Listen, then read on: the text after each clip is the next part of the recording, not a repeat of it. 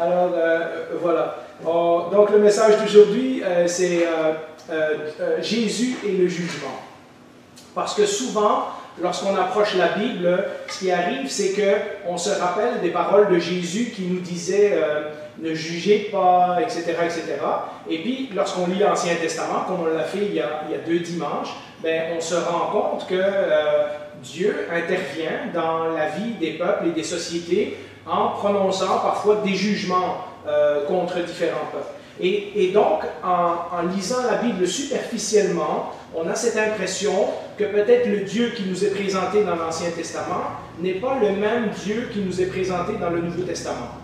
Et étonnamment, alors que je préparais ce message, et au fur et à mesure, puisque je prépare ces messages-là des fois plusieurs semaines à l'avance, et au fur et à mesure que j'avançais dans le chapitre d'aujourd'hui, plus je me rendais compte que dans les enseignements de Jésus, il y a quand même un bon nombre, étonnamment, un bon nombre d'enseignements sur le jugement.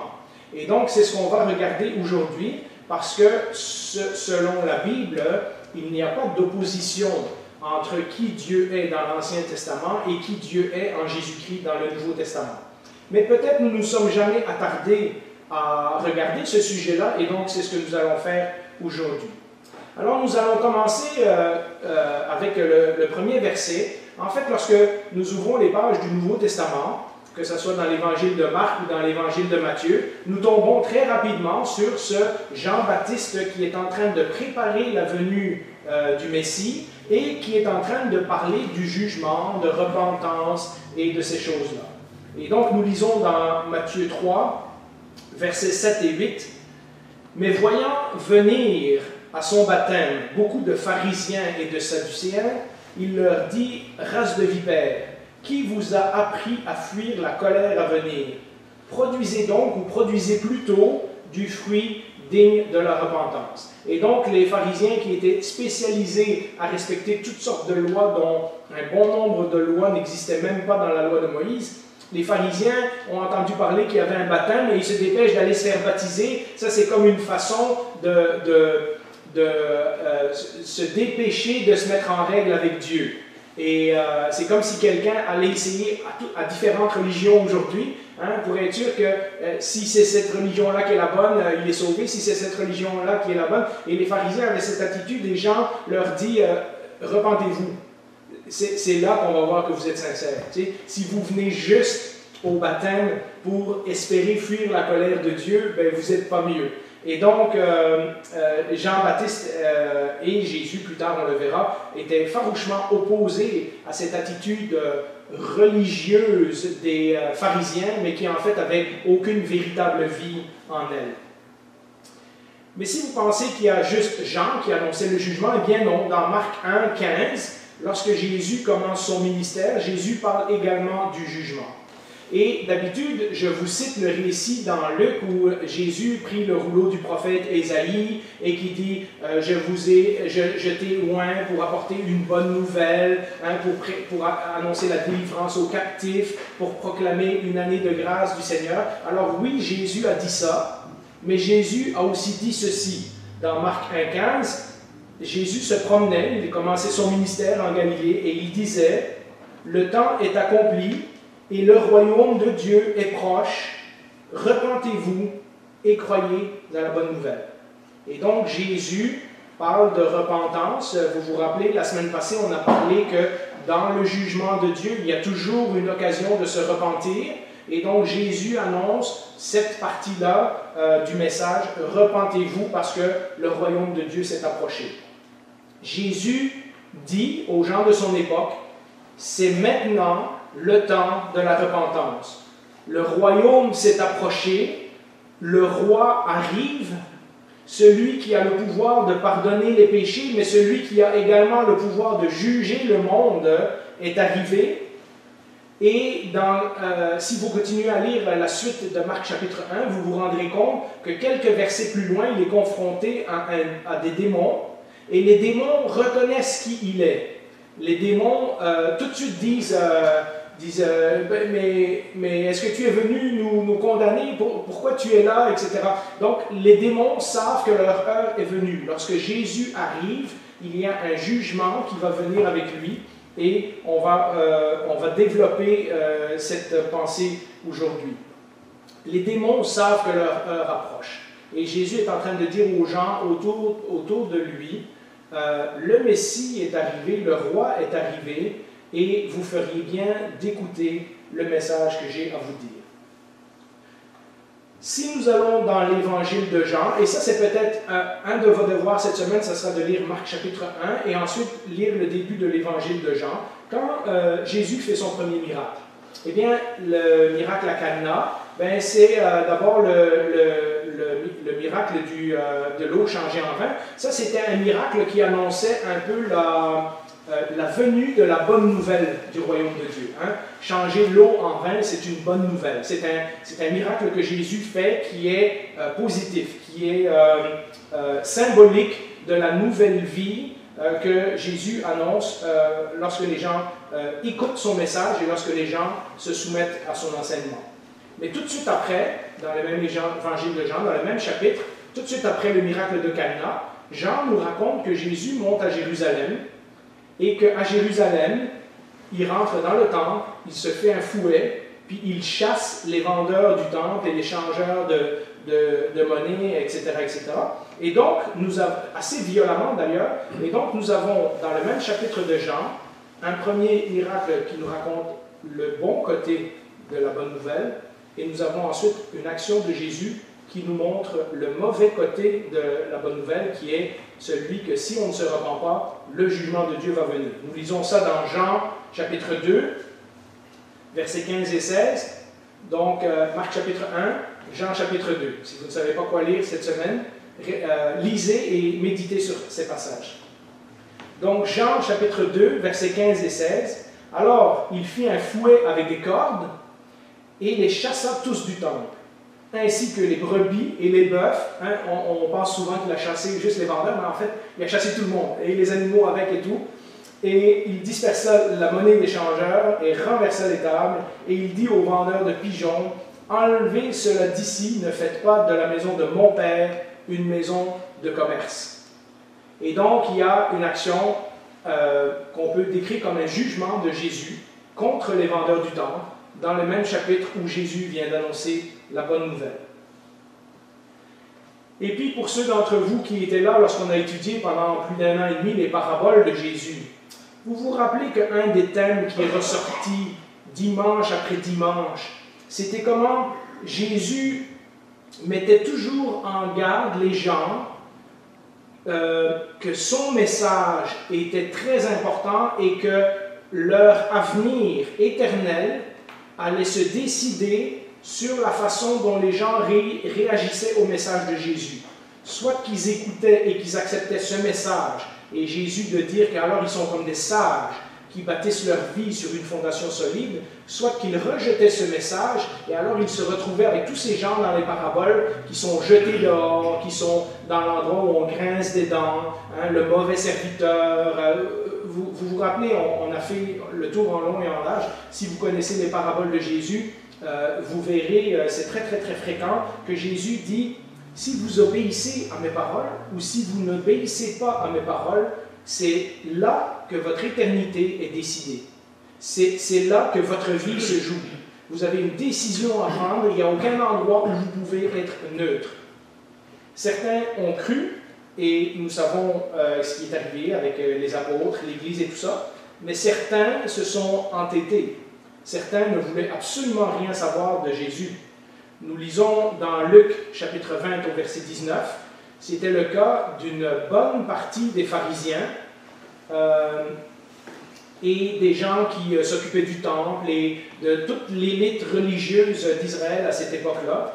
Donc nous lisons au verset 19 de Luc chapitre 20, les chefs des prêtres et les spécialistes de la loi cherchèrent à l'arrêter au moment même, mais ils redoutaient les réactions du peuple.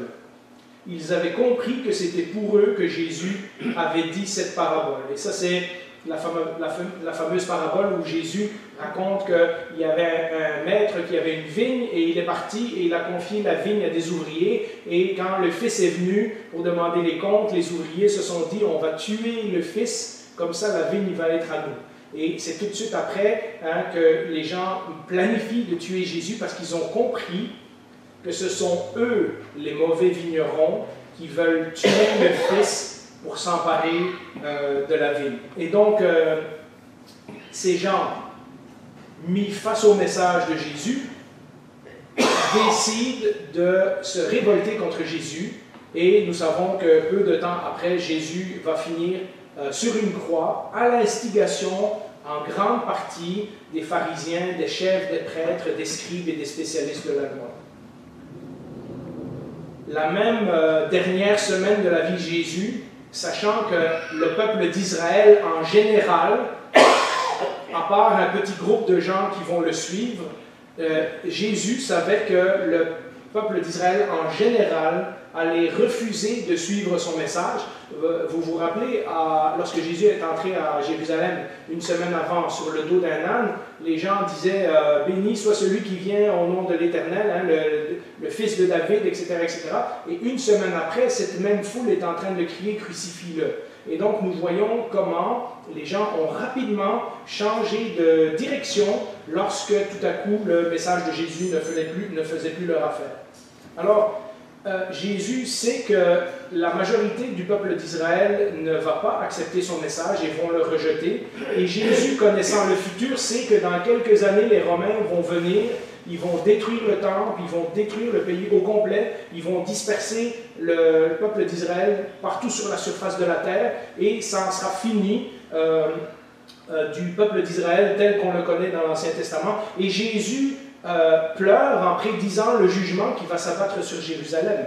Nous lisons dans Luc chapitre 19, des versets 41 à 44, et là on parle de la dernière semaine de Jésus. Quand il approcha de la ville et qu'il la vit, Jésus pleura sur elle et dit « Si seulement tu avais toi aussi reconnu aujourd'hui ce qui peut te donner la paix. Mais maintenant cela est caché à tes yeux. Des jours viendront pour toi où tes ennemis t'entoureront d'ouvrages fortifiés, t'encercleront et te serreront de tous côtés. Ils te détruiront, toi et tes enfants au milieu de toi.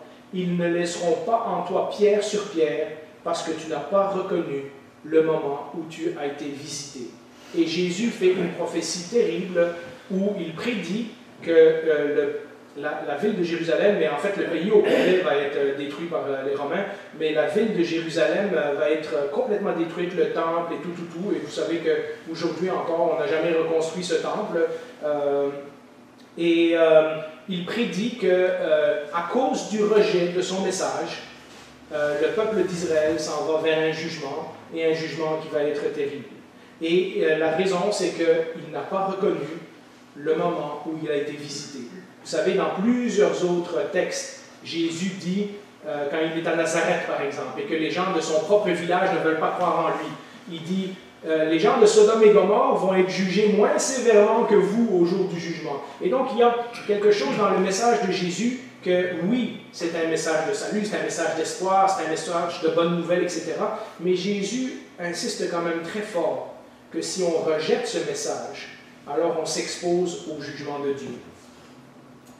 Après une autre des nombreuses disputes que Jésus a eues avec les pharisiens, parce qu'il avait guéri quelqu'un le jour du sabbat, Jésus précise que lui-même est la personne par laquelle ce jugement va arriver.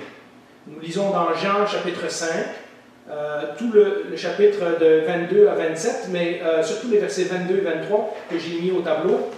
Le Père ne juge personne, mais il a remis tout jugement au Fils, afin que tous honorent le Fils comme ils honorent le Père. Et donc, on est responsable pas seulement devant Dieu. La Bible nous dit clairement qu'un jour, on est tous responsables devant la personne de Jésus-Christ lui-même, parce que c'est à lui que Dieu a remis le jugement.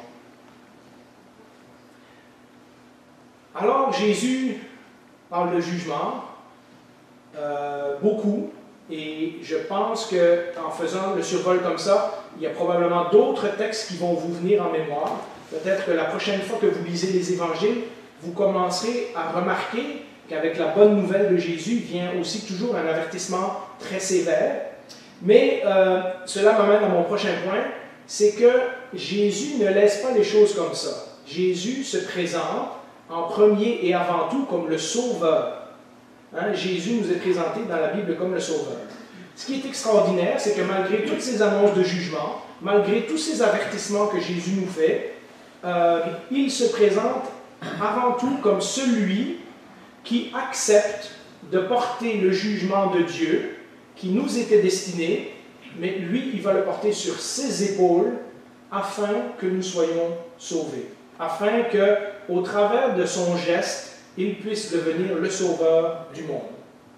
Dans Marc 10, 45, un verset que vous connaissez bien, ça nous dit, « En effet, le Fils de l'homme est venu non pour être servi, mais pour servir et donner sa vie en rançon pour beaucoup. » Donc, parallèlement à l'avertissement que Jésus donne, il annonce aussi la bonne nouvelle qu'il y a une chance d'être sauvé lorsqu'on écoute son message.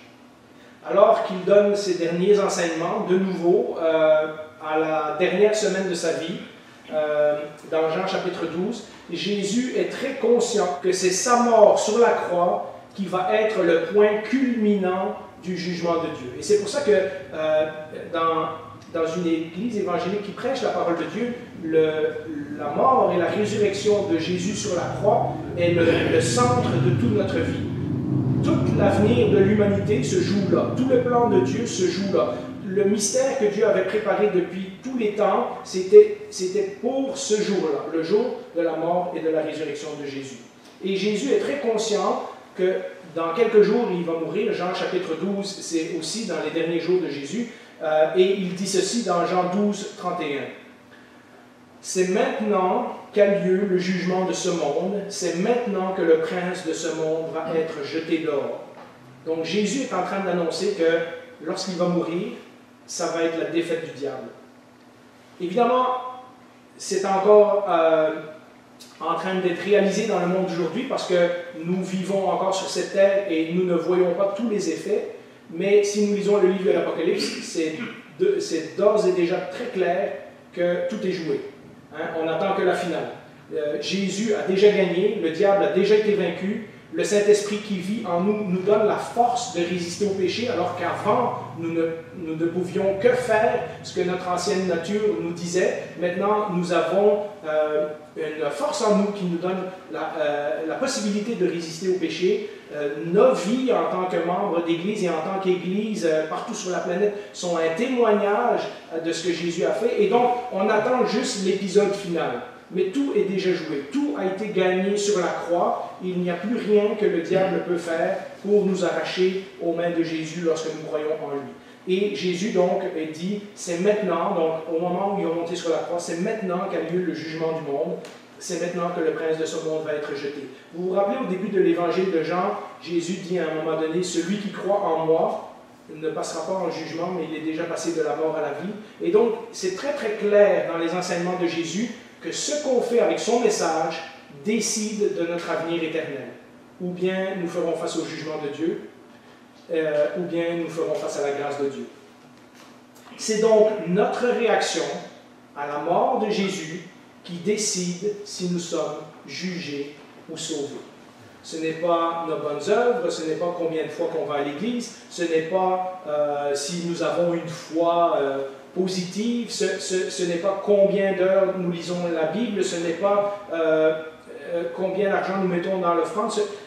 Ça, ce sont des choses que l'on fait pour d'autres raisons. C'est notre réaction au message de Jésus. Est-ce que nous acceptons que devant la mort de Jésus, il n'y a rien que nous pouvons offrir à Dieu, mais que d'accepter son salut et d'accepter qu'il est mort pour nous. Et parce qu'il est mort pour nous, maintenant, nous pouvons vivre avec lui pour l'éternité. C'est ce qu'on appelle le salut par la foi. C'est ce qu'on prêche, c'est ce qu'on croit, c'est l'Évangile. Le salut que Jésus offre donc, c'est le salut du jugement. On est sauvé du jugement. On était tous condamnés, mais Jésus nous offre en lui une chance de ne pas être jugés. Dieu a placé le jugement de nos péchés sur Jésus afin de l'échanger pour sa justice. il y a un texte qui nous dit, il a pris nos péchés et il nous a donné sa justice. Jésus n'est donc pas venu pour qu'on ait une meilleure vie.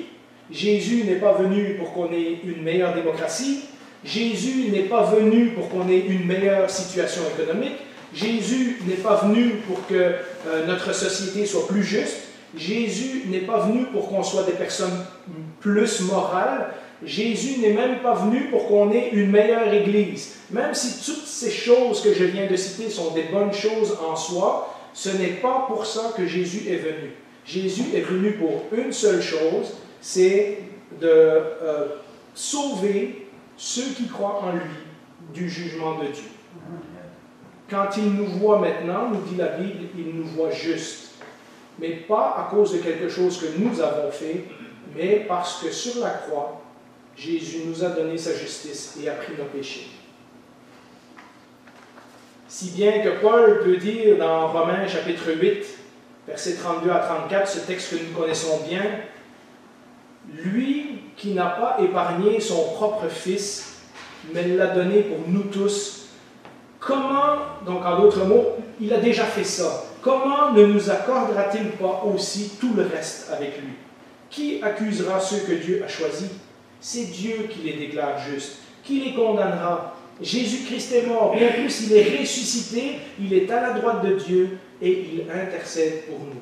Donc, mes amis, si vous avez cru au sacrifice de Jésus sur la croix, il n'y a plus de doute à avoir. Nous avons un avocat auprès du Père, qui est l'avocat parfait et qui intercède pour nous et qui est mort pour nous et qui vit pour nous.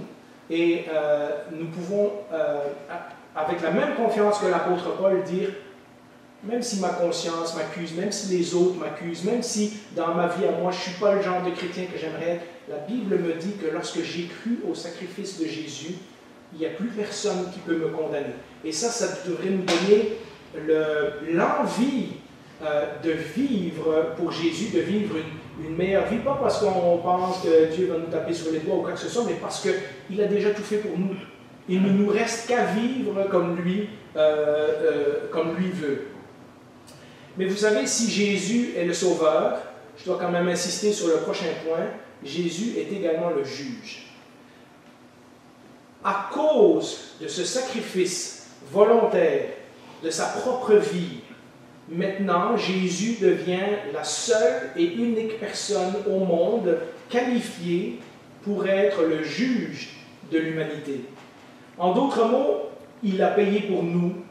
Si nous refusons son salut, il n'y a pas de seconde chance. Vous voyez, ce n'est pas, on n'inverse pas les choses, c'est pas, comme on a posé la question dans le premier message, ce n'est pas que Dieu est un juge capricieux, etc., c'est que Dieu a fait tout ce qu'il pouvait faire pour nous accorder une chance.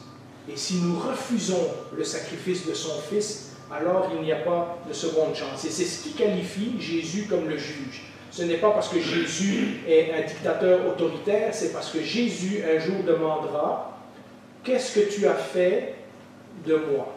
Qu'est-ce que tu as fait de mon sacrifice ?» Et nous serons jugés par la décision que nous aurons prise nous-mêmes, personnellement, vis-à-vis du sacrifice de Jésus. Et comme le jugement dans la Bible n'est pas, on pense souvent que Dieu juge pour nos mauvaises actions, mais c'est beaucoup plus que ça. Lorsque nous lisons la Bible, nous nous rendons compte que Dieu nous juge, Dieu nous évalue à cause d'une relation brisée. Donc ce n'est pas juste des mauvaises actions, parce que sinon on ferait comme les pharisiens, on serait des personnes impeccables qui respectent tous les commandements, qui respectent toutes les lois et même qui en rajoutent d'autres pour être sûr que, etc. Et on pourrait présenter notre justice à Dieu et dire « Regarde, j'ai fait toute la liste de ce que tu m'as demandé et j'en ai même fait plus, donc tu dois m'accorder l'entrée dans ton royaume. » Et la Bible nous dit que ce n'est pas comme ça que ça fonctionne. Dieu ne nous juge pas seulement sur nos mauvaises actions, Dieu nous juge aussi sur notre relation brisée avec lui. Donc, nous pouvons être des très bonnes personnes, mais si nous ne voulons rien savoir de Dieu, ultimement, Dieu nous demandera des comptes de comment nous avons agi dans notre relation avec lui. Et donc, Jésus n'est pas juste mort pour nos mauvaises actions, Jésus est également mort pour réparer, restaurer cette relation qui a été brisé dans le Jardin d'Éden. Et donc, il y a beaucoup plus que juste des bonnes actions. Il y a aussi dans notre vie avec Dieu toute la question de relation avec Dieu. Et ça, c'est important parce que ceux qui rejettent le salut ne rejettent pas seulement ne seront pas seulement jugés sur leurs mauvaises actions. Et comme je l'ai dit, il y a des personnes qui peuvent être très bonnes dans la société. Ces gens-là seront jugés sur leur relation brisée avec Dieu.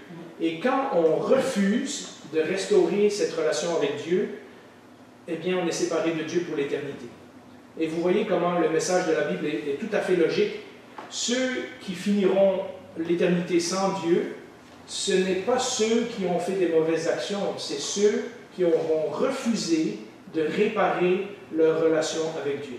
De là viennent les mauvaises actions, évidemment, mais plus que ça, c'est vraiment la relation d'intimité avec Dieu. Si on refuse ça, pourquoi Dieu nous obligerait à être avec lui pour le reste de l'éternité? Et donc, Dieu nous donnera ultimement ce que nous avons choisi. Ceux qui ont choisi de ne pas restaurer leur relation avec Dieu vont subir la séparation de Dieu pour l'éternité à cause de ça. Et donc, Jésus est le sauveur, oui, mais Jésus est aussi le juge et il est tout à fait qualifié, en fait, il est le seul qualifié pour juger les gens à la fin des temps. Alors, en conclusion à toute cette série de messages, mais il en reste encore, mais cette partie des messages, j'aimerais faire un bref rappel et ensuite on va se diriger vers le repas du Seigneur. Si on fait un résumé, on va voir que Dieu juge de deux façons. La première, nous l'avons vu dans les messages précédents, c'est que Dieu intervient régulièrement pour mettre un stop à un certain moment donné, à une date qu'il a décidé. Dieu met un stop au mal de l'humanité parce que, comme dans l'histoire de Noé, il sait que s'il laisse les choses aller, on va tout détruire. Et donc, Dieu met un stop au mal à différents empires, à différents royaumes, à différents moments dans l'histoire de l'humanité. Dieu arrête la société pour les faire réfléchir et dire, si vous continuez, vous allez tout détruire. Et donc, ça, c'est les moments où Dieu intervient de façon directe. Je l'ai dit dans le cas de Noé, mais aussi dans le cas de mélanger les langues à Babel. Une des raisons que Dieu mélange les langues, c'est pourquoi que les gens accomplissent le but qui s'était fixé, de faire une tour qui va jusqu'au ciel. L'exil en Israël était un jugement. La destruction de Jérusalem, quelques années après la venue de Jésus, est un jugement. Il y a différents actes catastrophiques dans l'histoire qui sont des jugements de Dieu. Dans ce cas, Dieu va utiliser des événements naturels, des événements politiques, des événements militaires ou d'autres genres de catastrophes pour mettre un frein au mal. Il y a des choses que Dieu ne peut pas laisser indéfiniment aller sans contrôle, parce que sinon on va tous se détruire. Mais ce que nous venons de voir, et que nous avions commencé à voir la semaine passée en disant que le jugement de Dieu a deux côtés, la condamnation et la chance de se repentir. Mais ce que nous voyons également en Jésus, qui annonce ces deux messages également, c'est que parfois, pour des raisons que nous ne pouvons pas comprendre, une des façons dont Dieu va juger le mal, c'est qu'il va permettre le mal d'aller au maximum de ce que le mal peut faire pour mieux le détruire après. Je vous donne un exemple. Un régime comme le régime nazi, par exemple, et vous en trouverez d'autres, un régime comme le régime nazi a fini par s'écrouler sous le poids de sa propre méchanceté.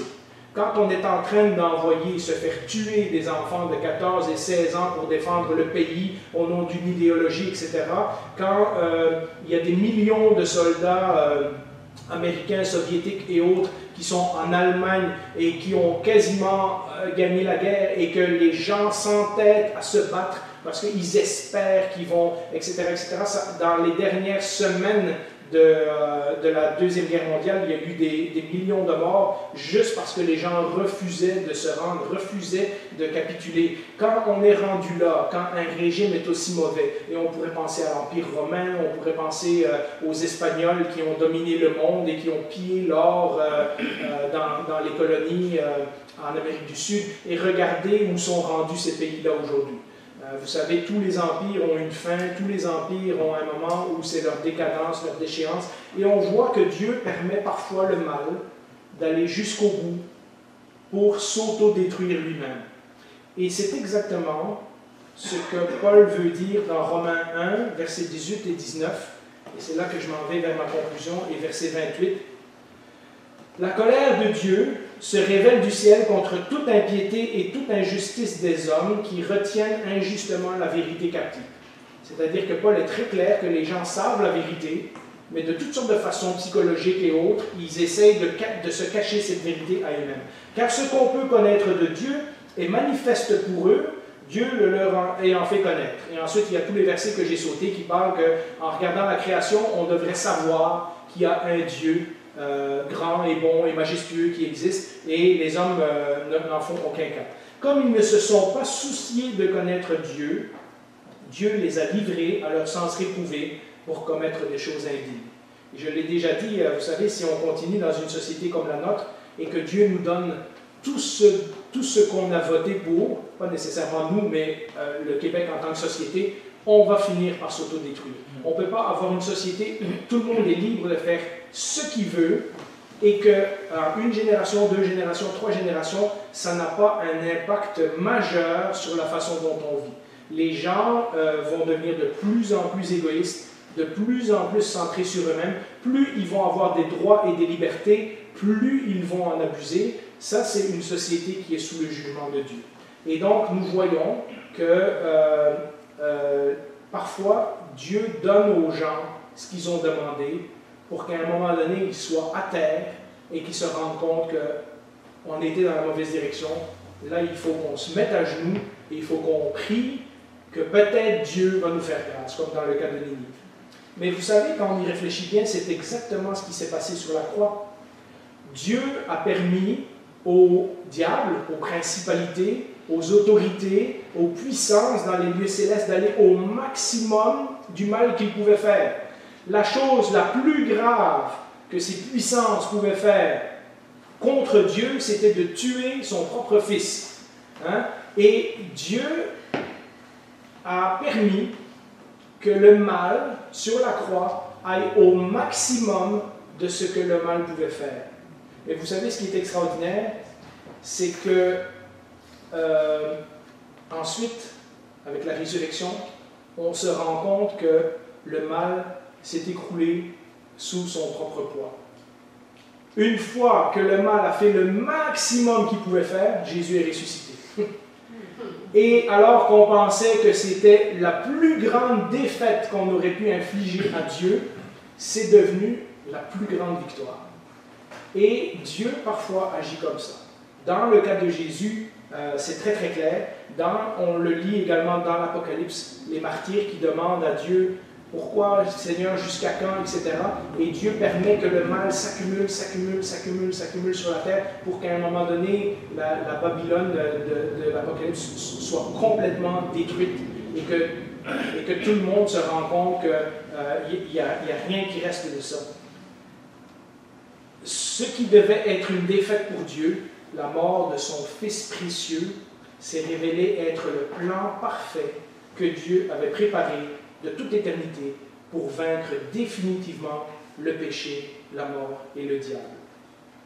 Et mes amis, c'est pour ça que dans Apocalypse, au chapitre 5, au verset 9, les anciens, les anges, la création tout entière chantent en l'honneur de Jésus et écoutez les paroles qu'ils disent. Et ils chantaient un cantique nouveau en disant « Tu es digne de prendre le livre et d'en ouvrir les sceaux, car tu as été offert en sacrifice et tu as racheté pour Dieu par ton sang. » Tout le message de l'Évangile est résumé là. Des hommes de toute tribu, de toute langue, de tout peuple et de toute nation. Et un jour, nous chanterons avec eux.